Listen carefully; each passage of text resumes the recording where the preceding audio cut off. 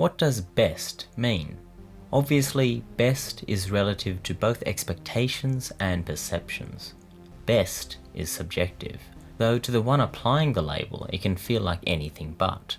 So this video isn't really about the best episode of BoJack Horseman, but rather the one that, for my tastes, does what the series sets out to do better than any other. So this is Ruthie, the most brilliant framing device in a show full of them, and my favourite episode in a fantastic series. Spoilers for all of Ruthie and much of BoJack Horseman follow. Princess Carolyn is perhaps the only character among the main cast that really has it together. While everyone around her constantly seems to be on the edge of collapsing, for most of the series she seems pretty unflappable. She could take a licking and keep on ticking. This episode isn't really about her strength, though that strength is an important part of every Princess Carolyn episode. Rather, it's actually about the parts of her life she doesn't let anyone else see.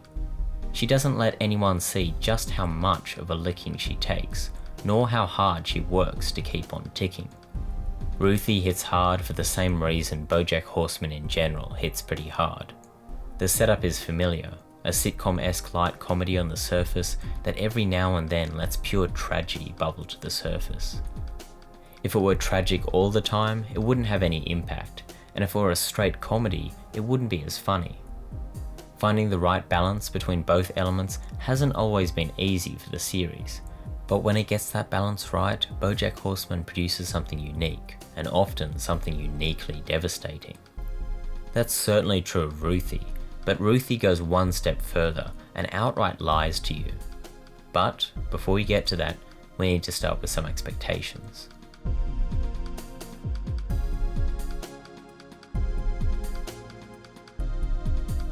At the outset, Ruthie establishes some expectations, or at least a few facts about where she is in her life at the outset of the episode. They are, in no particular order, as follows. 1. She's in a relationship, one that she's really happy in. 2. She's pregnant, and pretty stoked about it. And 3. Her necklace is of both sentimental and monetary value, and she's going to fix it in accordance with that value. There are a few other expectations that are carried into this episode from the earlier ones too. Judah is basically Jesus in the form of an assistant being one of them, but it would be suffice to say her life is going pretty well at the start of this episode. But, as Ruthie informs us, this particular day won't be a good one. Today is going to suck.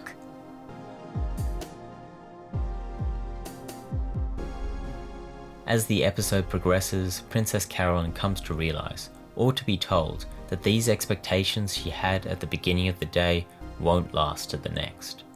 First, a revelation Judah might have gone behind her back has her questioning one of her oldest and closest, at least as far as the show depicts, relationships, but she ultimately brushes it off. Why is hard to say, but it would seem she wants to believe he didn't, even though she knows he did. Next comes the biggest blow of the episode. She's lost her pregnancy. The doctor is blunt about it, to the point of cruelty, but she still holds herself together. You're a real tough broad, except for, the uterus area. Pretty weak. Then the penultimate realization. One that is, on one level, totally unimportant, but all the more devastating for its seeming insignificance. Her necklace isn't valuable, nor is it even old. It was a lie, a fake, literal costume jewellery from JCPenney. And this is the straw that breaks the cat's back. Never before this moment is Princess Carolyn as vulnerable, nor do we ever see her that way again. In a really clever bit of writing, her necklace becomes forever tied with Ruthie, both the episode and the character, in ways I'll discuss later. Finally, in a scene that now seems inevitable, she breaks up with Ralph, but that really belongs in.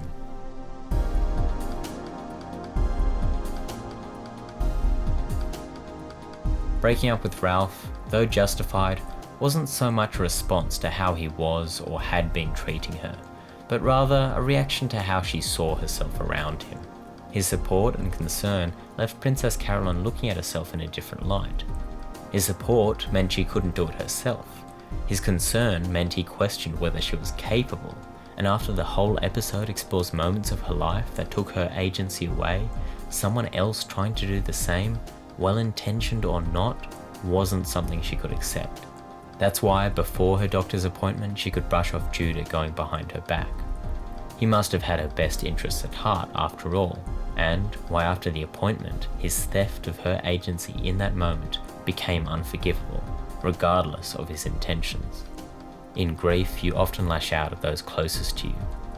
That's no surprise, nor is it a great piece of wisdom only BoJack Horseman has uncovered, but the consequences of those reactions are rarely shown on a TV show like this. This episode is the last we ever see of Ralph in the series. His goodbye, Princess Carolyn, is very final in ways most TV shows never approach outside of a character's death. Firing Judah left a genuine hole in the format of the series that wasn't filled for a whole season, long enough that his return is both surprising and very much welcome. It's surprising because there isn't a comfortable reset position here, as in other similar shows. Sometimes people just leave, and sometimes they crop up again in surprising ways. It's elements like these that highlight everything I love about BoJack Horseman.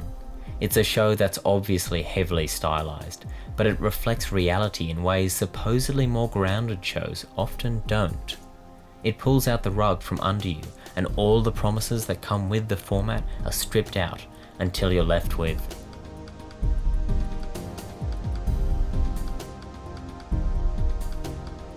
Ruthie sets up one more expectation I didn't mention earlier, and it's the linchpin for the whole episode. It has a happy ending. I promise. As I'm sure you know by now, it doesn't. In one of the most devastating and brilliant moments of TV I've had the pleasure of watching, Princess Carolyn hears about BoJack's supposedly awful day and tells him how she makes herself feel better. You want to know what I do when I have a really bad, awful, terrible day? What? I imagine my great-great-great-granddaughter in the future talking to her class about me. She's poised and funny and tells people about me and how everything worked out in the end. And when I think about that, I think about how everything's going to work out. Because how else could she tell people? But it's fake. Yeah, well, it makes me feel better. Ruthie wasn't real, and never will be.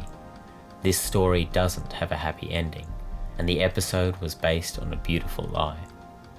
This is one of the best closing scenes to an episode of TV I've ever seen. It's so perfectly paced, so well acted, and so beautifully written that it leaves me in tears every time I watch it. There's one final detail that, though not as important, is utterly brilliant. Her necklace. The tiny silver lining to her day is that she didn't lose her necklace. And just like Ruthie, it's fake, but it makes her feel better. This necklace is tied to both her past, which may now be a lie, and her future, which she made up. It isn't real. Ruthie will never wear it. Or, at least, this Ruthie never will. This one might. I love Ruthie. I don't know if others love it as much as I do, or more than any other episode, but for my tastes, this is the best episode of BoJack Horseman.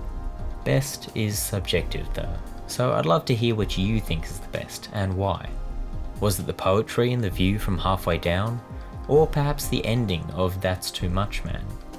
Or perhaps you actually enjoy one of the episodes that doesn't have a downer ending? As always, whichever is your favourite and whatever the reason, I'd love to hear your thoughts in the comments below. Cheers! Have a good one.